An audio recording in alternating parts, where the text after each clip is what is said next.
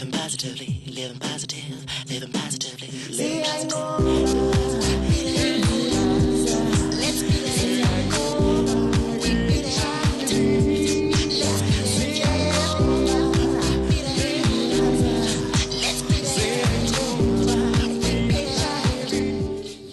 Molweni, namkelekile kuSiyayinqoba Beat It. Inkqubo yakhe wonke ubani ophila kunye nochaphazelekayo intsholongwane kagawulayo. Igama lam ndingunokubonga Yawa, yaye ndiphila nentsholongwane kagawulayo. Sonke siyazi ukuba ii-ARVs ziyamkhusela umntwana azalwe engenayongo intsholongwane kagawulayo. Ingaba la machiza ayakwazi ukumkhusela wonke ubani ukuba angayifumani i-HIV? Ingaba ukuthatha ipilisi enye ngelanga kungakukhusela ungayifumani i-HIV? Oogqirha eKapa benze uvavanyo lokufumana impendulo yalo mbuzo.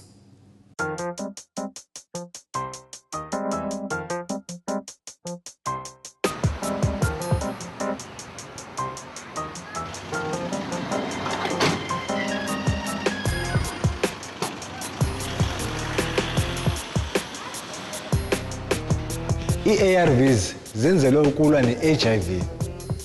Kodwa ngoku sine-study esitsha ekuthiwa yi-PrEP study, pre-exposure prophylaxis, enokuthi ikhusele abantu before babe-exposed kwi-HIV.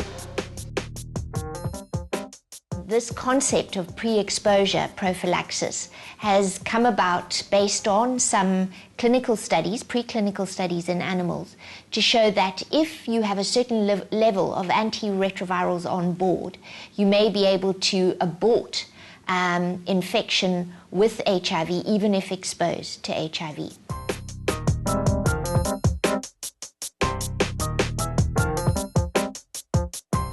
Many of your viewers will be familiar with post-exposure prophylaxis, and it's modeled on a similar kind of strategy. In post-exposure, we say, let's take the antiretrovirals after being exposed to HIV.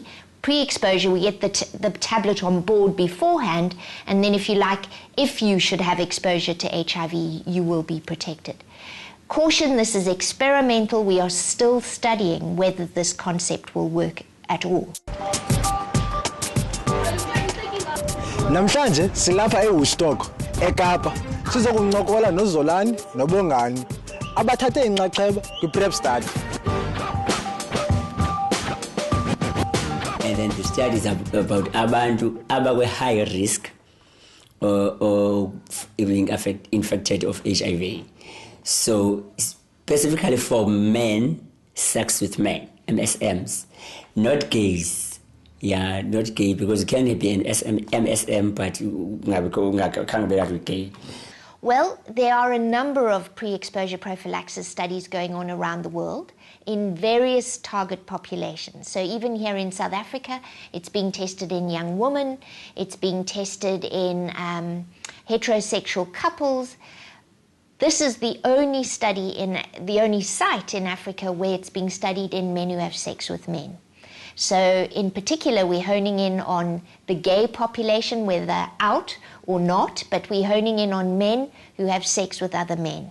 And this particular study is being funded by the Division of AIDS and the Bill and Melinda Gates Foundation. So, Felicia gave forms, so it's not just a form, but it's a consent form that we have VUMA. Was a part and parcel we study for a period of iminyaka mibini, which is around Cape Town.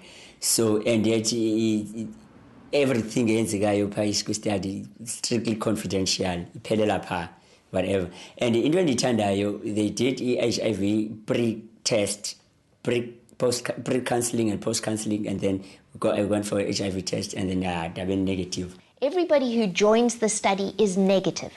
They're negative, they're healthy volunteers, but we don't know who's been given the active ingredient and or who's been given the placebo. So everybody has to continue to practice safe sex as if they are in fact on the sham ingredient, the placebo, the thing that doesn't have the active ingredient, because we don't know. Until the end of the study, we don't know. And we don't even know whether the tenofovir will work or not. So again, loud and clear, the message has to be, we need negative participants, but those negative participants must practice safe sex going forward. I tell you, kuba usebenzisa izipilisi kufuneke upractice unsafe sex. I mean, you can sleep around or ungalala nabana without a condom uzixelele uba no mna ndisafe ndisebenzise, because it will be only proved after i-study sinyanzikile and uba. So a strong message, even in the context of this program and this study, is that we cannot move away from condoms. The male condom, the female condom is here to stay, and that is our only known prevention strategy at the moment.